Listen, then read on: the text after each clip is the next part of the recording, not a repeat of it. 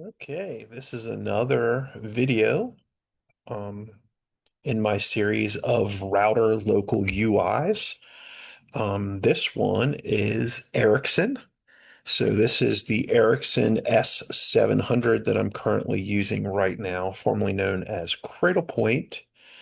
But I'm just going to show you the local user interface. It's just going to be a brief interview, but it will allow you to see some of the features. So just like with everything, I'm going to log in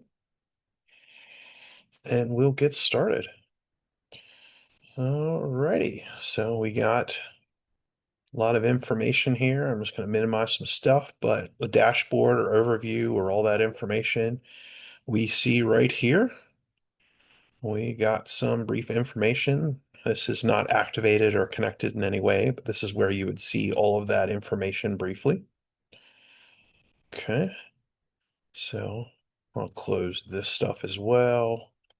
At the time of recording this, this is the latest firmware, which for this device is 7.25.60. Okay, we have our dashboard, which is here, and then there's Connection Manager. Gives you all kinds of information on the different connections, setting advanced APNs, connection sets, etc. There's auto VPN networks that you can add locally. There is a whole section for statuses. So we saw this before where in your statuses, you get information where you don't change a lot of settings. You just get to see some information. So we have connection, data usage of the clients, different statistics that, of course, nothing's really happened. Here you can see some information, quality of service, information on the local networks for troubleshooting purposes or, setting things up. Client list, which obviously is just my computer, but if I don't know what it is, I can block MAC addresses, which is really cool. Your IP verify section, your information on the Wi-Fi, information on your different tunnels, which there's nothing configured, but this is where you would get that information if your tunnels were up, down, having conflicts. Firewalls, different statistics on firewalls. The one thing I did notice is that when you expand something, it doesn't minimize something else. So you got to be very careful how you expand this information. Routing, your different routes, anything that's set up currently, information on protocols, any information on your different routing protocols, etc. Your GPIO, if you have anything set up.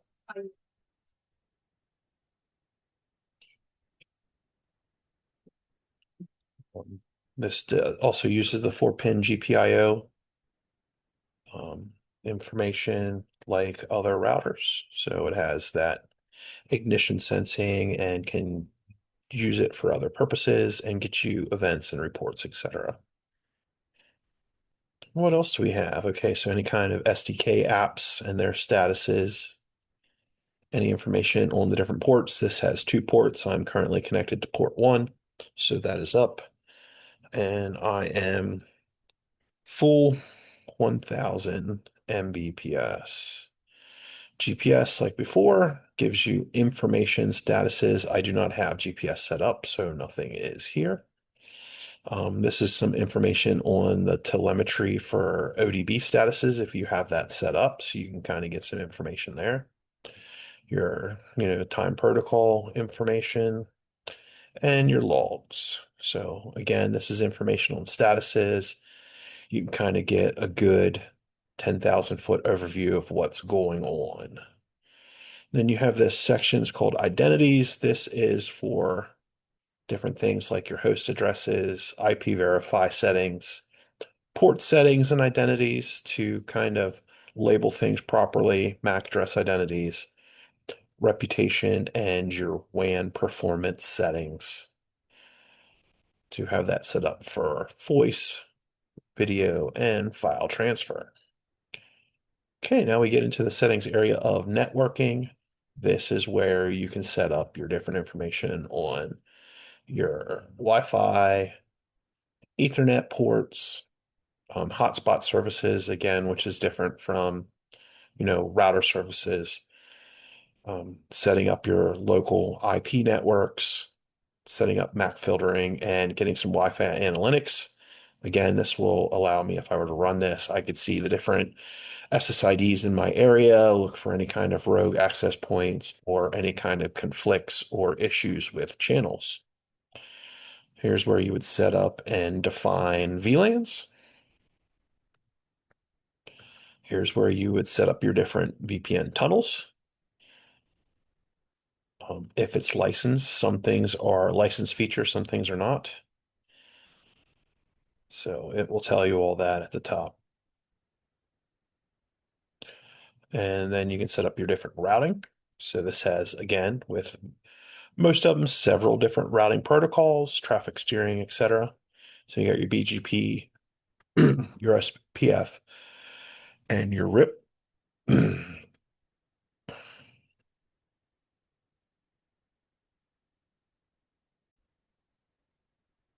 Okay, here's where you would set up your quality of service. Right now it is set to auto, but sometimes you'll want it to be manual.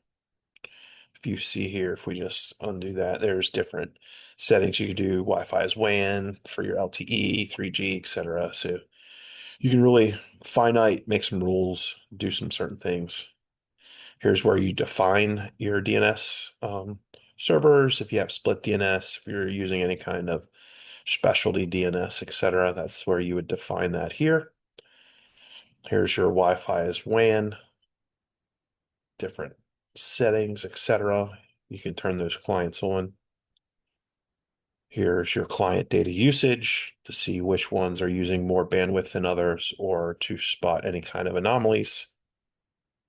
And then other settings here.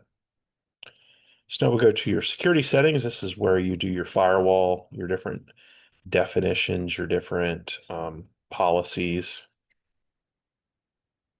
Right now, there's nothing assigned, so everything's just going to do what it needs. Here's your different forwarding, your denials, your allow alls, different options to allow certain things to happen. Here's stuff for application level gateways. You can turn things on, turn them off, define your DMZ. Remote access restrictions. You do all your port forwarding, all your rules, everything like that. And then you have your cloud-based security, which you could turn on. And that has different providers that you might subscribe to allow you to have cloud-based filtering and security. You have some web access um, security. So you have some MAC filters for web, network web filters, etc.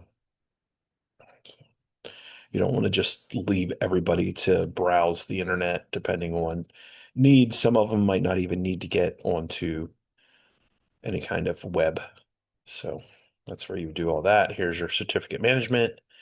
And then last but not least is your administration. Here's where you can set router security like your local admins, other users, etc., to be able to use and restrict what they can do, allow pinging from the WAN, allowing remote web administration. Here's where you would see information on your feature licenses, maybe apply them locally versus using NCM. Here's where you would set up your system clock, where you would define this is important for logs, etc. Local management, issues like that, GPS, where you would turn that on, enable it, have all kinds of extra settings. Here's your other ODB, different things that can be done after the appropriate harnesses and different wirings are set up. Here is your SMS. Again, like most of them, you can get SMS or text um, when there are certain issues. You have your logging levels and logging information. You can even attach it to a USB stick. Different router services here, temperature readings and issues that can alert you when certain things happen at certain temperatures.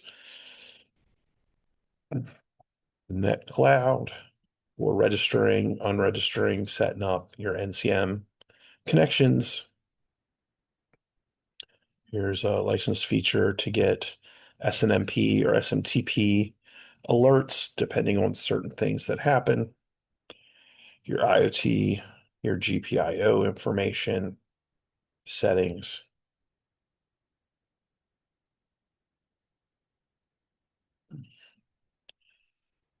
SNMP settings that you can set up for your SNMP relays and servers. Making sure that all of your different carrier modem firmware is up to date. Doing any kind of backups of settings, configs, etc.